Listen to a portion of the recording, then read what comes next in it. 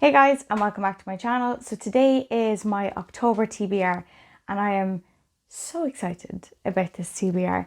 I have way too many books, okay? And let's be honest, chances are I'm not going to get through half of them. But I wanted to have more of a selection here because I found recently that I'm really getting into like mood reading, and it's making it very difficult in the sense that if I only have a select number of books to read for a month, I'm finding that I'm struggling to get through them because I want to read something else. So I have a mixture of different things here. So it's kind of giving me a bit of everything. So when that mood does hit, I have an option among these October books. We are starting with Home Before Dark by Riley Sager. So I've talked about this one before.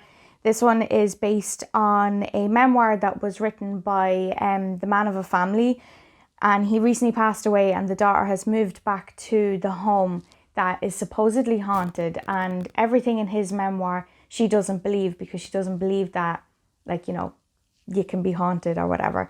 So basically she moves back to the family home and then obviously shit kicks off. So I am looking forward to this one. I have read one of his books in the past.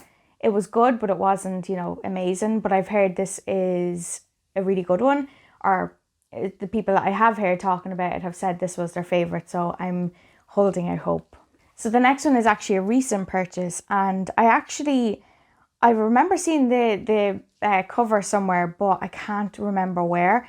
But I don't remember anyone else actually talking about it. And this is Daphne by Josh Malerman. So I've never read anything by Josh Malerman, and this just caught my eye in Waterstones recently. So when I read the back of it, I was just like, it gave me all the kind of Carrie vibes. So it just says, horror has a new name, Daphne, and she's been dying to meet you. So basically it's kind of gives me that whole, like, you know, teenager slasher movie vibe. So it says, for Kit Lamb, it's the last summer before college, the last summer with her high school basketball team, the last summer before her life begins. The night before the big game, one of the team tells a ghost story about Daphne, a girl who went to their school and died under mysterious circumstances. Some say she was murdered, others say she died by her own hand. But some say Daphne was, or is, a murderer herself. She's still out there, obsessed with revenge, and will appear anytime someone thinks about her, to kill again. As her teammates vanish one by one, Kit begins to suspect that the stories about Daphne are real. And to find out the truth behind the legend, she must face her fears, or else the summer of a lifetime will become the last summer of her life. Like, that speaks for itself. That sounds like a really, really good book, and it's very short. So, like, and look, it's floppy. I'll be honest, when I seen how floppy it was, that's what sealed the deal as well.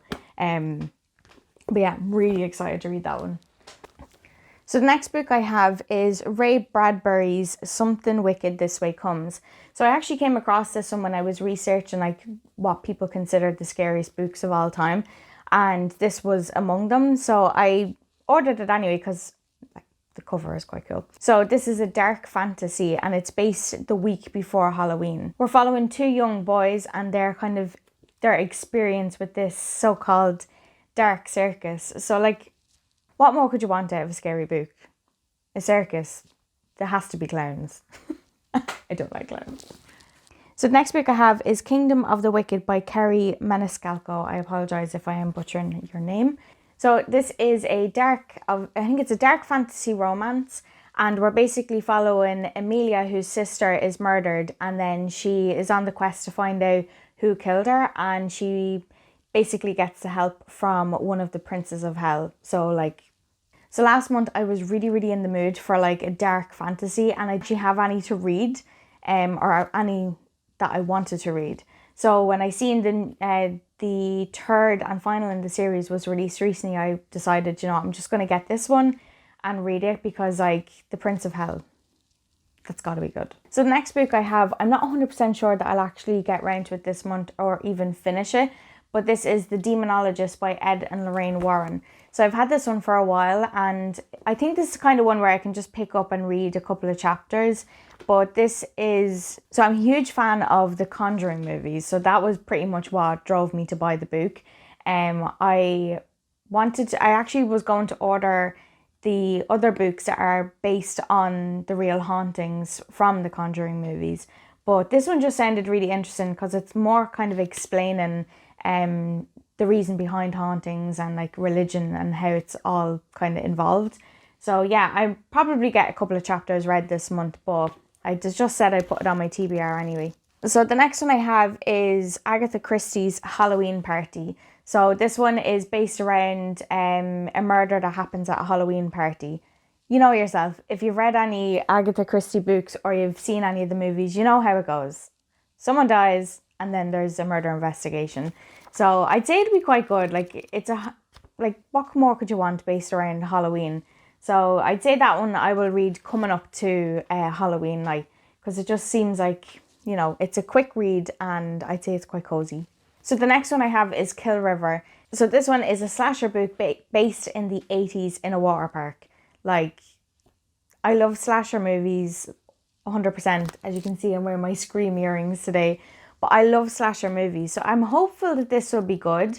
So in this book, we're following a group of friends who, as far as I know, break into a water park, and then there's someone basically stalking them, and they all start to drop dead one after another. And I love slasher movies, so I'm really looking forward to this, and I'm hoping that it's good. I think there's like 4 or 5 of these in a series, so I am holding out hope that it'll give me that kind of, Scream vibes. Even if it's not a good book, like, if it just gives me all those vibes, I'll be happy. Like, the writing doesn't have to be amazing. As long as the story's fun, then I'm happy. But yeah, I've been looking forward to reading this one for a while, and I kept putting it off until coming up to Halloween. So the next one I have is a short book, and that is The Island of Dr Moreau by H.G. Wells. So this is obviously a classic, and again, this one came up when I was researching, scariest books of all time. It's very short, so I will more than likely get through it this month. So this one we're following a survivor of a shipwreck who washes up on shore of the Island of Dr Moreau, and then he discovers that Dr Moreau is doing these experiments where he is basically taking apart animals and humans and doing a mix and match. So he realizes then that the island is completely inhabited by these creatures.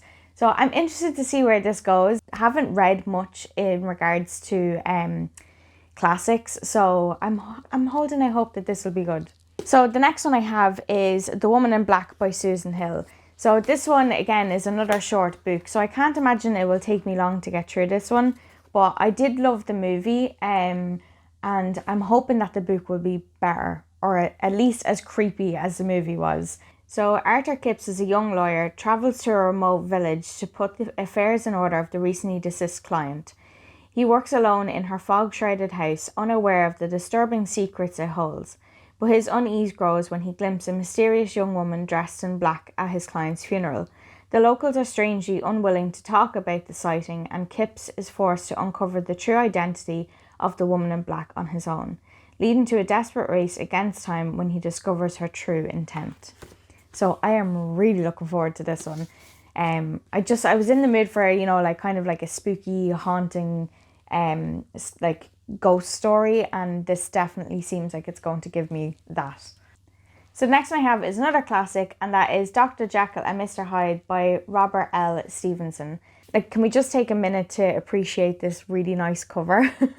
So I bought this one recently because I've always wanted to read Dr. Jekyll and Mr Hyde, and the reason for it is I have a basic idea of what their story is, but I always remember that movie as a kid. What was the name of it?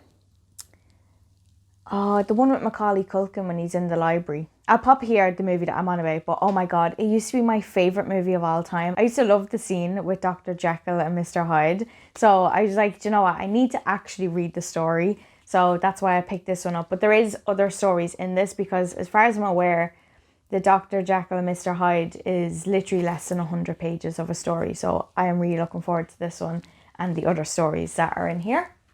So I'm on to the last two, and the second last one is The October Society by Christopher Robertson. Oh my God, when I seen this, first of all, straight away, all I'm thinking is, Are You Afraid of the Dark? That was like literally my childhood. That and Goosebumps, like all the way. And this book is basically just a spin-off of Are You Afraid of the Dark? So it just says on the back, Halloween approaches, the October Society gathers. And they come to share their stories, tales of dark magic and crooked lies, of tragic past and wicked cruelty, of misguided misadventure and sinister pranks. Collected here are the first 6 episodes of the spookiest show that ever was, a series only found in the static between channels. They can only be watched on broken TVs, in dusty attics and damp basements. Tune in if you dare, because the author of Zombie Sweetheart welcomes you to the October Society. Damn! Like, I literally... Oh my God, I am so hopeful that this book is going to give me all of the October vibes. Like, seriously, it's short stories, and yeah, I am really excited about this. And I'd say this will be probably the one that I'll pick up, the quickest. So the next book I have is Clown in a Cornfield. So I know the second one was recently released, and I haven't ordered it yet, but I want to read this one first to make sure that I actually like it. So all I really know about this book is that it's kind of like a small town slasher. Again, I love my slasher movies. I'm just going to read the inside because I'm not 100% sure that I'm giving it, the best description. So it says, when Quinn and her father moved to a tiny town with a weird clown for a mascot. No, thank you. I wouldn't move there. No chance. They're looking for a fresh start. But ever since the town's only factory shut down, Kettle Springs has been cracked in half. Most of the town believes that the kids are to blame. After all, the juniors and seniors at Kettle Springs High are the ones who threw the party where Arthur Hill's daughter died. They're the ones who set the abandoned factory on fire and who spend all their time posting pranks on YouTube. They have no respect and no idea what it means to work hard. For the kids, it's the other way around. And now Kettle Springs is caught in a constant battle between old and new, tradition and progress. It's a fight that looks like it will destroy the town, until one homicidal clown with a pork pie hat and a red nose decides to end it for good. Because if your opponents all die, you win the debate by default. That just sounds really good. Killer clown, love it. But also hate it. My God, killer clowns. Clowns in general. Nope. Okay, so that is all of my books for October. I am hopeful that I'll get the majority of these read. But in all fairness, it is October. I'm going to want to be watching a lot of scary movies. So if you made it this far in the video, please leave me a comment down below with a book that you plan to read in October. And let me know if you've read any of these books and if you think any of them are good. Don't forget to hit that like button and subscribe and hit the notification bell so you're notified every time I upload a video. So yeah, thank you so much for watching my video, and I will see you all in my next video. Bye guys.